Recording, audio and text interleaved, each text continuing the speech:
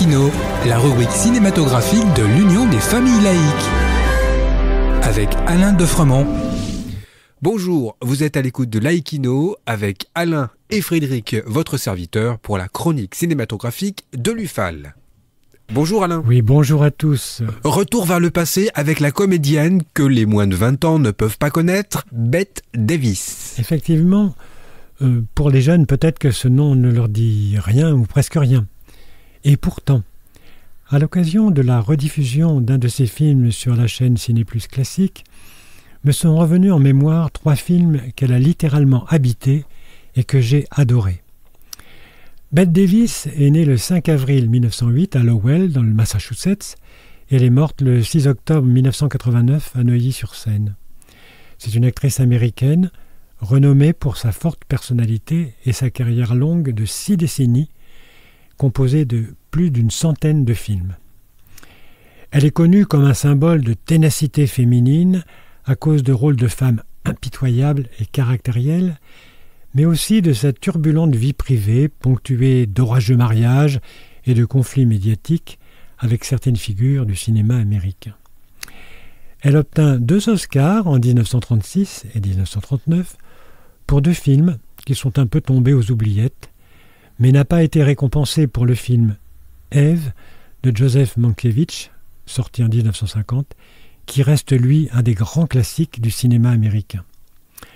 Le scénario de ce film, écrit par Joseph Mankiewicz, développe un thème qui deviendra récurrent tant au cinéma que dans la littérature, celui de l'élève qui va peu à peu prendre la place du maître. Dans ce film, c'est Ève, jeune admiratrice de Margot Channing, légende du théâtre, la quarantaine, qui va peu à peu la supplanter.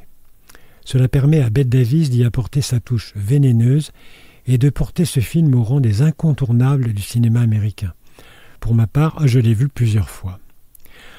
En 1962, elle incarne Jane dans le film de Robert Aldrich « Qu'est-il arrivé à Baby Jane ?», véritable thriller qui permettra à Bette Davis et à l'actrice Joan Crawford de camper les rôles de 2 sœurs dont les gloires vont alterner et qui vont finir par se haïr. C'est un drame effroyable que je vous conseille vivement tant son scénario est remarquable. Et enfin, un des sommets selon moi des films d'angoisse, Chut chut chère Charlotte, du même Robert Aldrich, sorti en 1964. Bette Davis y campe le rôle de Charlotte, femme traumatisée par l'assassinat de son amant. Des années plus tard, vivant toujours dans la somptueuse propriété qui a été les théâtres du drame, elle va devenir la risée des habitants en étant considérée par tous comme folle. Elle va être menacée d'expropriation car un pont doit être construit à l'emplacement de son manoir. La suite est d'une ambiguïté, d'une force dramatique incroyable et vous donnera, à n'en pas douter, de véritables frissons.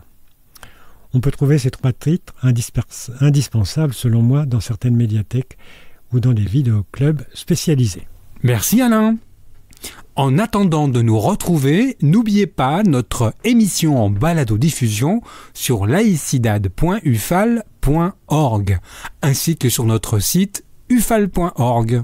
Pensez aussi que nos activités ne sont possibles que grâce à vos dons et vos adhésions. C'était Alain et Frédéric sur Laïkino. À bientôt. C'était Laïkino, la rubrique cinématographique de l'Union des familles laïques. Retrouvez toutes nos rubriques Laïkino et l'ensemble de nos balados-diffusions sur lufal.org.